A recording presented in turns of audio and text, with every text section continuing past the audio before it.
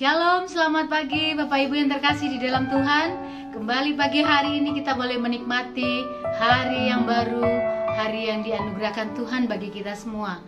Saudara, sebelum kita melakukan aktivitas kita di hari ini, mari kita merenungkan kebenaran firman Tuhan melalui pembacaan balap kita yang sampai hari ini di dalam Sakaria pasal 7, 8 dan yang ke-9.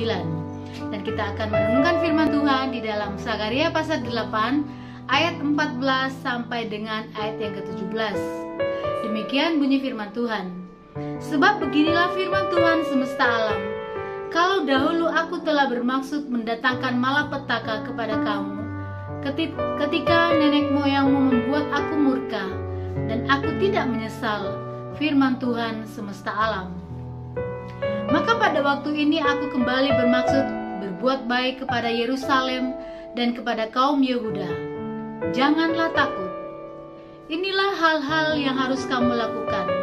Berkatalah benar seorang kepada yang lain, dan laksanakanlah hukum yang benar, yang mendatangkan damai di pintu-pintu gerbangmu. Ayat yang ke-17, janganlah merancang kejahatan dalam hatimu seorang terhadap yang lain, dan janganlah mencintai sumpah palsu, sebab semuanya itu kubenci. Demikianlah firman Tuhan. Puji nama Tuhan.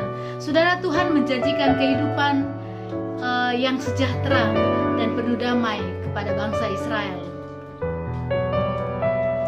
Tuhan berjanji akan membuat mereka makin kokoh, penuh dengan keceriaan, penuh dengan sukacita, jauh dari segala malapetaka dan bahaya dari bangsa-bangsa sekitar mereka. Dan seluruh bangsa akan berebutan ingin menjadi salah satu dari orang Israel, karena mereka melihat betapa besar kemurahan Tuhan yang Maha Kuasa bagi orang Israel. Tetapi segala janji Tuhan ini bersyarat.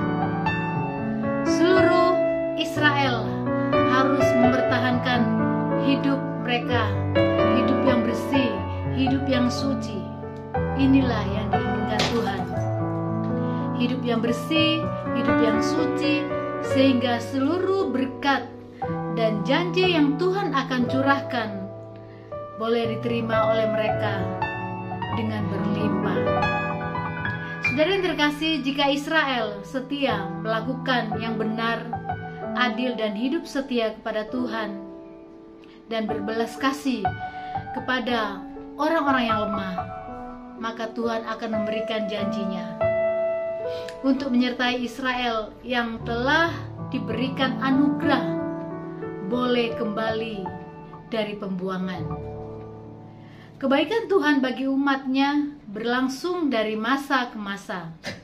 Tuhan membuat Israel dipulihkan, sehingga keselamatan bagi orang percaya berlangsung sampai kedatangannya kembali. Saudara terkasih, demikian juga kehidupan kita berjemaat. Semua terpanggil untuk membangun bait Allah, baik secara fisik maupun secara rohani.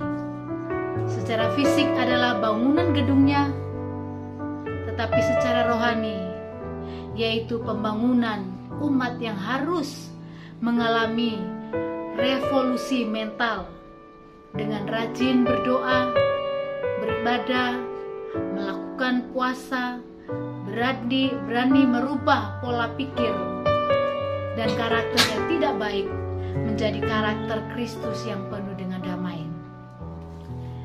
Di dalam Matius pasal 5 ayat ke-9 berkata, berbahagialah orang yang membawa damai, karena mereka akan disebut anak-anak Allah. Orang yang membawa damai membenci kejahatan serta menghindari karakter yang dibenci oleh Allah, seperti berbohong, menyebarkan berita-berita palsu, bersaksi dusta, bertindak tidak adil, dan melakukan hukum yang tidak benar. Kembali dalam Sakaria pasal 8 ayat 16 mengatakan, inilah hal-hal yang harus kamu lakukan. Berkatalah benar seorang kepada yang lain, dan laksanakanlah hukum yang benar, yang mendatangkan firman Tuhan. Selamat pagi, Tuhan Yesus memberkati.